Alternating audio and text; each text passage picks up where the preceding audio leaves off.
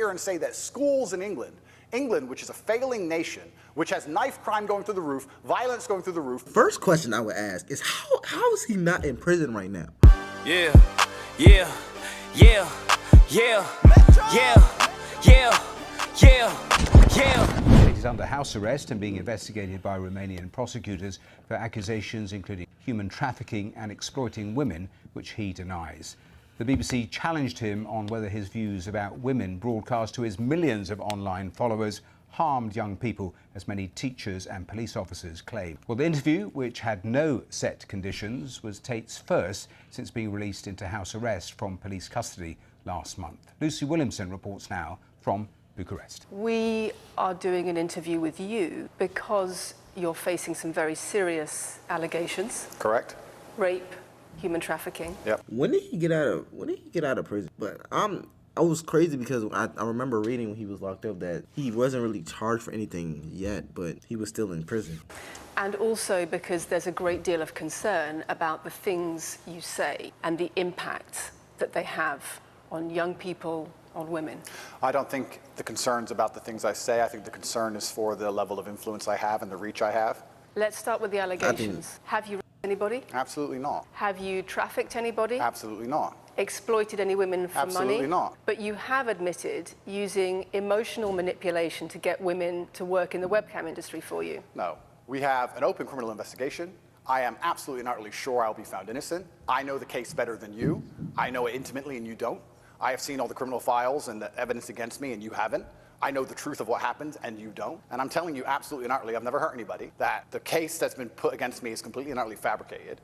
And I'm never going to be found guilty of anything. And it's very difficult for me to answer your in-depth questions because we're sitting here inside of the territory of Romania. I'm beholden to the Romanian legal system, and I'm not going to incriminate myself. Let me read you then what you have said about what you have done. Sure. You have said, my job was to meet a girl, go on a few dates, sleep with her, get her to fall in love with me to the point where she'd do anything I say, and then get her on webcam so we could become rich together. I don't think that's what I personally said. I think that's exactly what you said on your website. No, I've never said that. That's something that you found on the internet. Doesn't mean I've... How's she gonna tell him what he said? I mean, he could be lying, he could be capping, but like, how do you know he said that? Like, is there like a video evidence of him saying it, or you just read it somewhere? Because if you're just reading it, you don't know he said that, honestly. But then again, he probably could be lying. Like, I don't know. See, like I'm saying, I don't know. The same way that you don't know. Said it. In your words. And again, once again, if any female on the planet has a problem with me, I strongly recommend her to go to the police and try and pursue me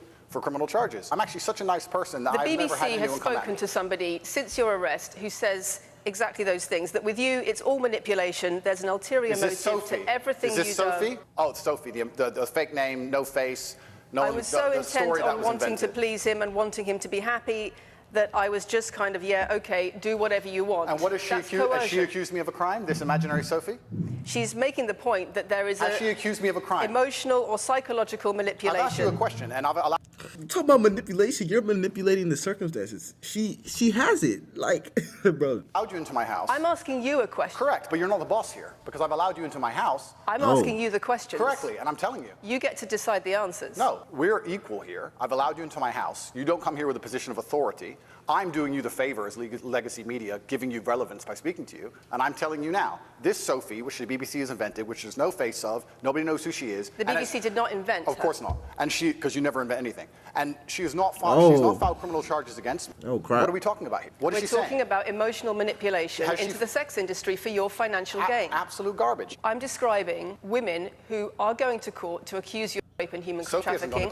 And I'm describing women who have spoken to the BBC at length. Sophie doesn't exist. And other media organisations about what they say is emotional manipulation and coercion. And I'm quoting back to you your own words where you describe They're not my words. Coercion and emotional manipulation. They're words you found on the internet, and Sophie doesn't exist. On your let's website, move on to the next subject. in your voice. Nah, she's not being a fair interviewer, bro. I'm not even gonna cap. It feels like she came in here with, she already has the prejudice against him. She already don't like him. She just kind of doing it for, like, I guess work, and I guess the fame that you would get out of this as an interviewer. But it's not really fair if you come in somebody else's house.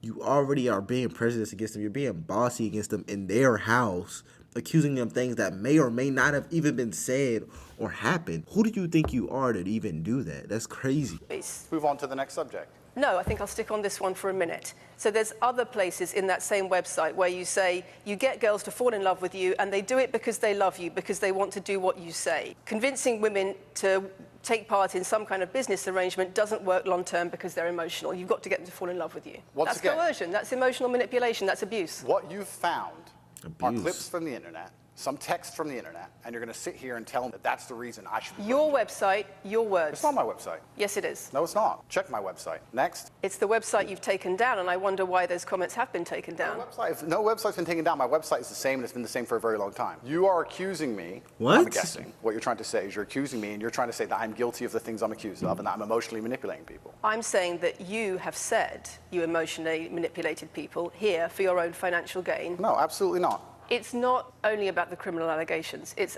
a much bigger issue. You've got children's organisations in the UK, you've got rape organisations in the UK, you've got the police naming you by name as someone who has a harmful influence on children and on women. What? If he has all these organizations, the first question I would ask is how is he not in prison right now?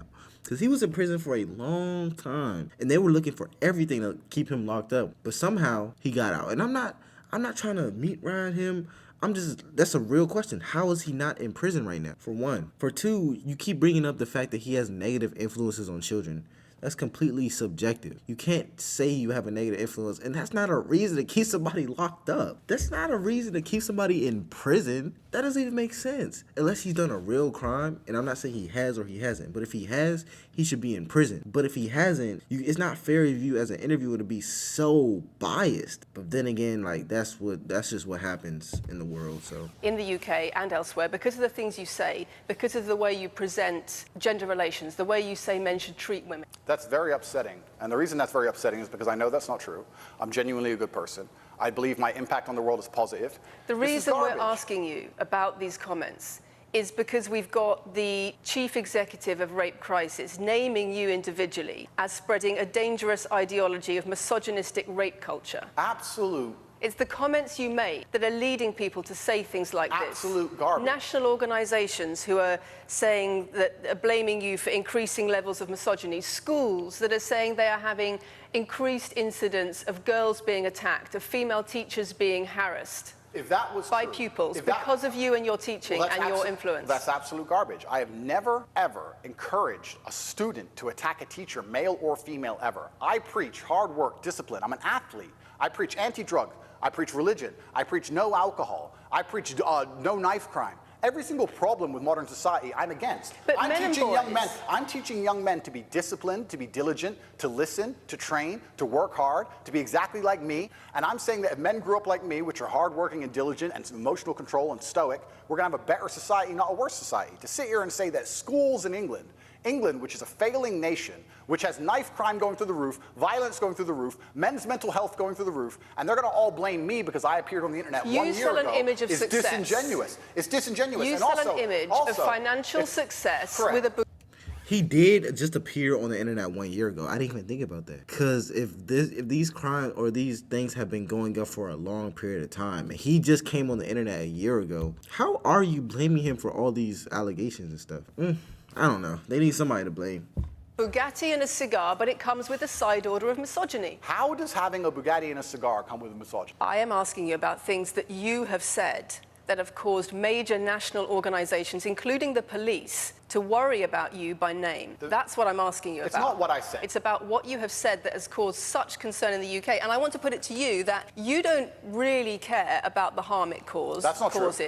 Because that's not true. Making controversial statements like this online has made you a lot of money. Okay, so first thing, I genuinely am a force for good in the world. You may not understand that yet, but you will eventually. And I genuinely believe I'm acting under the instruction of God to do good things, and I want to make the world a better place. I genuinely believe my legacy is a good legacy. And I believe that eventually, when the legacy media catches up, they're going to understand I'm a good, positive influence. I'm not interested in damaging the world for money, because if I was interested in damaging the world for money, I could have sold drugs. Or I could make rap music and encourage everyone to stab each other like all the drill artists do. Or you could make controversial statements online that attract a lot of followers who you then direct to your website, where they pay pay I could make to jokes. learn how to be Sure. like you. I mean, I could make jokes online. Who doesn't? I mean, I could make a joke Are you online. saying that all the controversial things you've said are jokes? No, I'm saying that these organizations and the BBC who are going to sit here and pretend that I am the face of damaging the youth is absolutely garbage. It's completely disingenuous. It makes you and money. The reason, in fact, I've seen thousands and thousands of comments and have endless emails from women praising Doesn't the it fact, worry you? praising the fact that their sons are listening to me. Does it not praising worry you? the fact that their The things I'm saying, does it not worry you? It would worry. It would Are you not worry- concerned about it your would influence? It would worry me if I was genuinely damaging the world. But for you to sit here and say, Andrew, you've become the most Googled man in the world, you have billions of views, and one woman,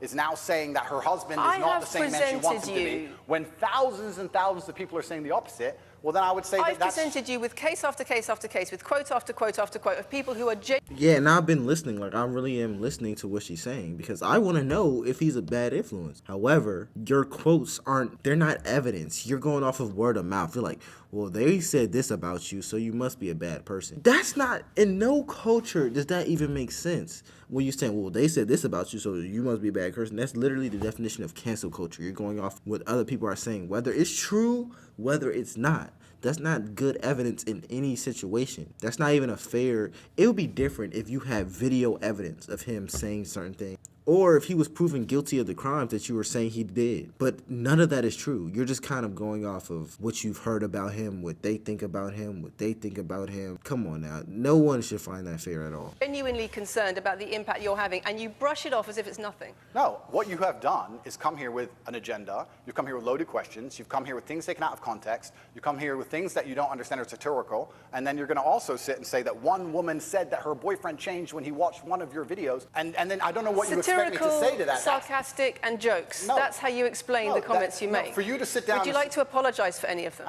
For you to sit down, for you to sit down, it's fine. No, it's fine. It's easy. For you to sit down and say that one woman said that her boyfriend watched an Andrew Tate video and now he won't do the dishes. Schools. Or whatever your argument is. Schools. And that I'm somehow the worst, most dangerous man in the world because I have a car.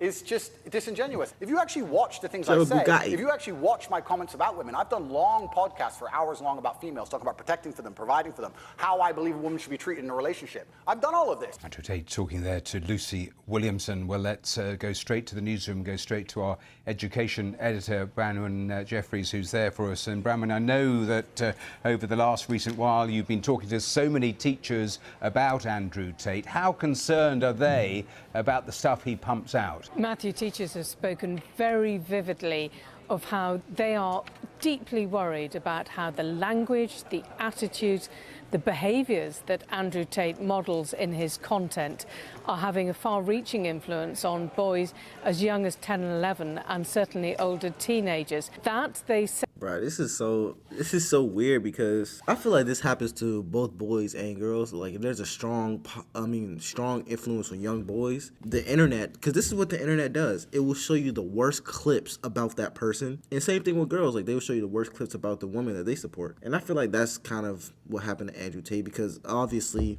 he's said a lot of positive things, but it doesn't really matter because the worst things he's ever said are going to be shown the most. And I just feel like that's what happens online. But if you have any more suggestions for me, if you want to watch the rest of his videos, post it.